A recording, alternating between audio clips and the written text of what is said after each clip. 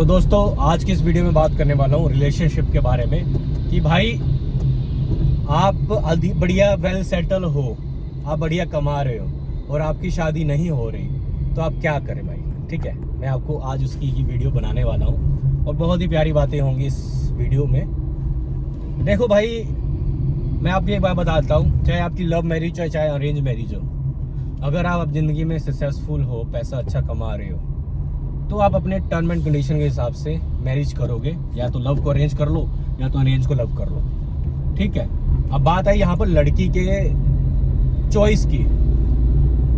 मैं मानता हूँ भाई, लड़की का चॉइस करने से पहले आपको उसका पास्ट का एक्सपीरियंस, उसकी पास्ट में क्या हैपन हुआ, कितने रिलेशन हुए, ये सब जानना जरूरी है।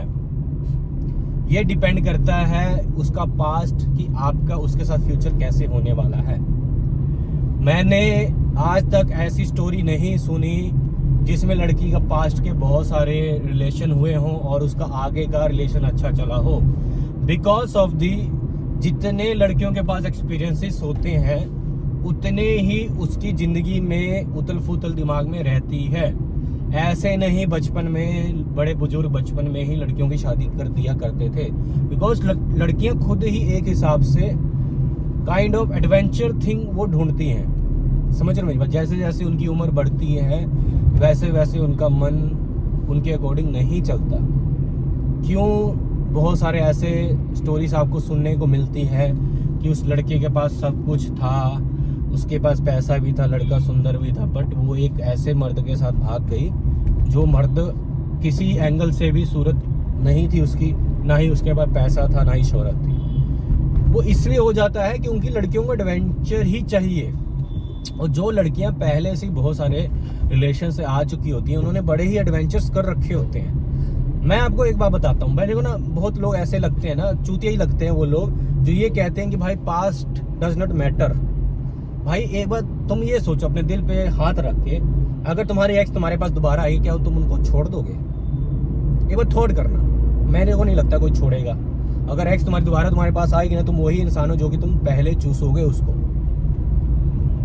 माइंड, मतलब माफ़ी चाहता हूँ, मेरी लैंग्वेज थोड़ी सी ख़राब है, बट रियलिटी यही है।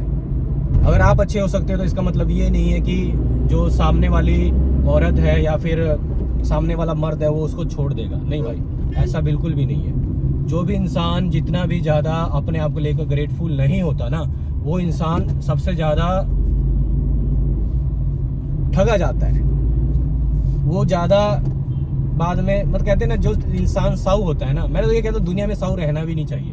आप जितना खराब इंसान रहोगे ना, उतना दुनिया में आपकी ठगने जाने की प्रोबेबिलिटी है बहुत कम रहेगी। आप ठगे वहाँ पे जाते हो जहाँ पर आपको सच्चाई का पता होते हुए भी आप उसको इग्नोर करते हो, बिकॉज ऑफ कहीं ने, किसी चूते ने तुमको बता दिया कि सारी लड़कियाँ ऐसी नहीं होती हैं। भाई उनका नेचर ही यही है।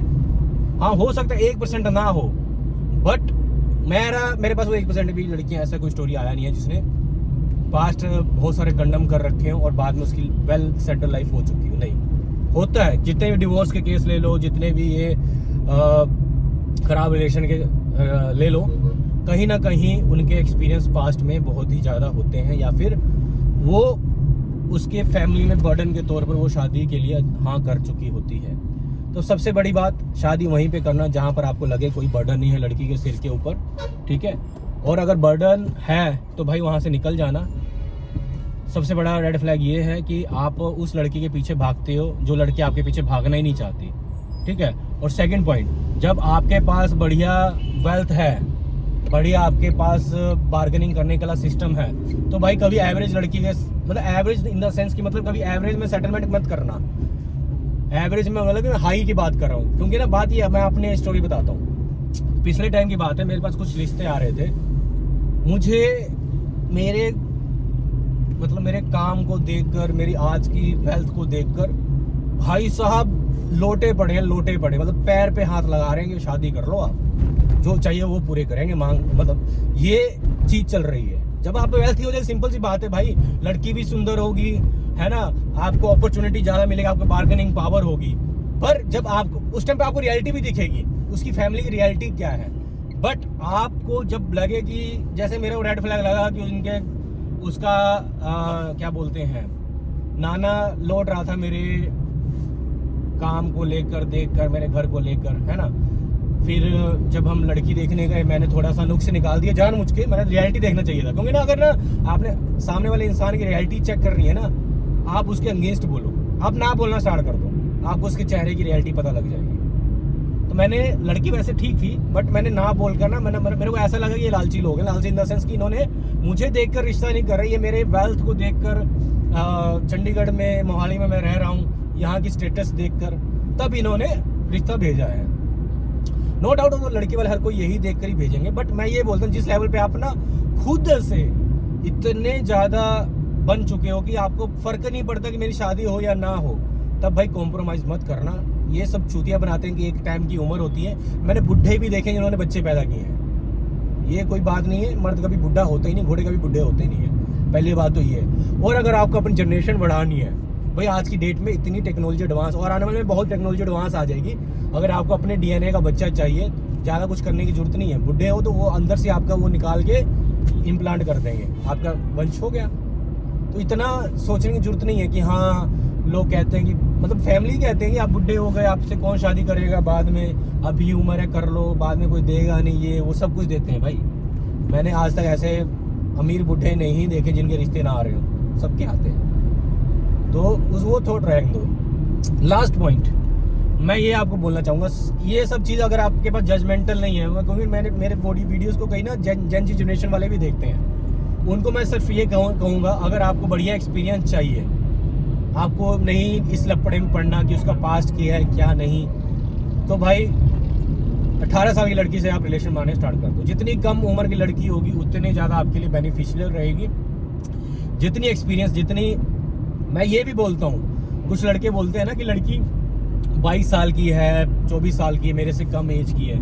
भाई जिस लड़की की 22 और 24 साल की एज हो चुकी है ना भाई, उसने ज़िंदगी में कम से कम नहीं तो 10 से 15 जगह मुंह मार चुके होंगे। ये रियलिटी आज की बता रहा हूँ, हर एक की नहीं बात कर रहा, मोस्टली आज के जनरेशन की बात कर रहा हूँ कि लड़कियाँ 10 से 15 रिलेशन की वो हो चुकी होती हैं। तो जो आप सोचते हो 22 की उम्र छोटी उम्र है, बहुत ज़्यादा उम्र है वो भी आपको सीरियस होने के लिए उसके साथ, ओके। और अगर लड़की मैच्योर ज़्यादा है ना, तो भी समझ जाना कि वो, मतलब ये समझ लो ना, जो बच्चा थॉट होता है, जैसे कि जिसमें बचपना होता है, बचपना किस में होता है, जिसकी उम्र कम होती है, और बचपने वाली ही को ही एक्सपीरियंस की जरूरत होती है। और अगर आप उसके पहले मर्द बन गए ना कि आप ही सब एक्सपीरियंस दे रहे हो, उसको बाकियों की नीड नहीं होगी। क्यों? क्योंकि उसने कहा, और इसके अलावा एक्सपीरियंस एक्सपेक्टेशन की ही नहीं है। अब दिक्कत वहाँ पे होती है जब लड़की को एक लड़का यूज़ करके थ्रो कर दे, या फिर लड़की ही स्टेटस में या फिर पैसों के लालच में आकर दूसरे के साथ रिलेशन बना लेती हैं।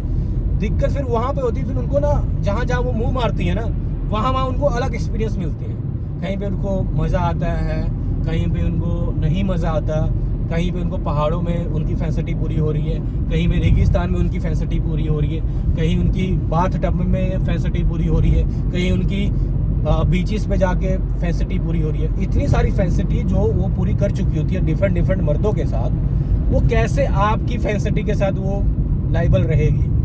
आपकी फैंसिटी है कि आपको पहाड़ों में जाकर रिलेशन बनाना अच्छा लगता है, उसकी फैंसिटी नो डाउट वो रहेगी, बट वो फिर ये भी फील करेगी कि यार वो बंदे ने मेरे साथ वहाँ किया था, ऐसे किया था, वो होता तो मज़ा आ जाता। और फिर दिमाग में वो चलना लग जाएगा उसके।